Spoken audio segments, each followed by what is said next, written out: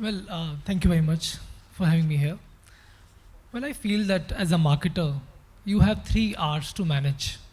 And the third R, which is sometimes we keep as number one, is revenue, but that's a byproduct. The other two R is relationship and reputation. Reputation plays a very, very important role, right? And if reputation is compromised, if trust is compromised, then you will have a difficult time to rebuild that.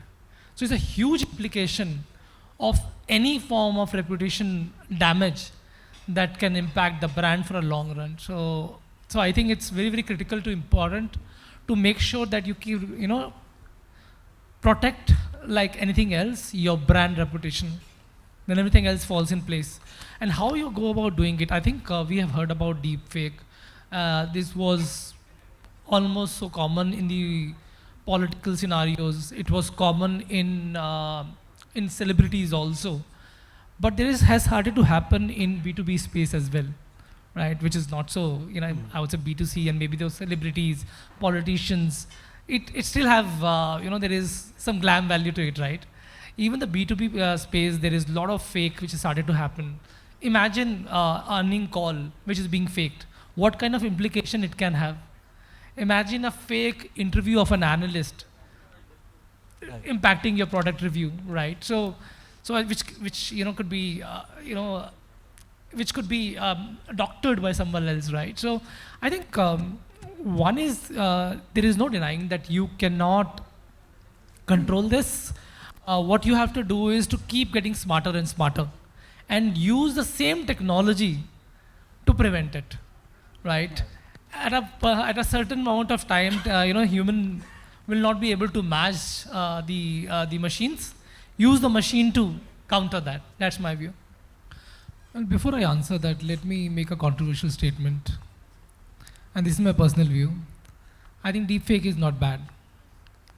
It is not bad? It's not bad. Okay. Deepfake is, if I can alternatively name it, is synthetic content, right? It's like greatest equalizer. I remember when I started my career, internet was becoming a mainstream. And it was the greatest equalizer for companies to get into the big boys club. You can punch above your weight, right? You have access with internet, with e-commerce to reach out to multiple places, which were only allowed by big boys.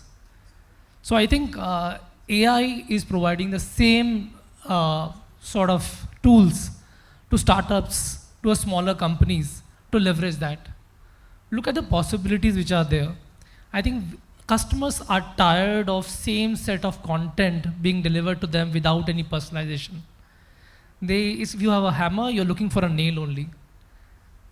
Some people were doing hyper-personalization, and that hyper-personalization came at a cost. There is amount of investment which goes into building a hyper-personalized content was only possible for few accounts. You do deep insight onto the account, you create perspectives, look at multiple communication channels, and then deliver your message. And you can only do it for like 8, 10 of your top accounts. But the amount of possibilities that, if you call deepfake, I call it synthetic content, has opened up is not funny, right? Now we exactly know in terms of what the customer is looking for. There are intent data which is available. There you have your own reality which is available to you. How the customer is engaging with your content. As a marketer, it has opened up a new world for me, right? What I used to do it for my few accounts, I can do it for like hundreds of accounts now. And I think, but of course, there is a very thin, fine line. Absolutely. Getting into a data privacy part. Of course, you have to see their consent. You have to be very, very transparent. Put it out there.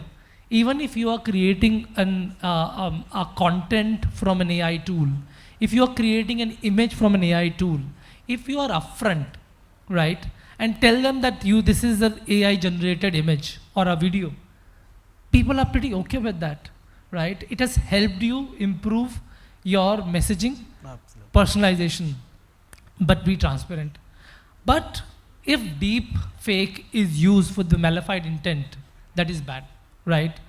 That's something which I of course not support, but I believe if we use technology And I think there are multiple technologies my fellow panelists have talked about. There are, use technology against technology. There's blockchain technology. You can actually track. And one more interesting thing which you can do, as marketer, we used to always hide our work in progress, right? You have to really hide them and show the final product only. But to just prove that you have gone through the grind and you have built the content or the messaging, show them the development process. As you show the build-up process, people will realize that it's an authentic content, right? So that's my view.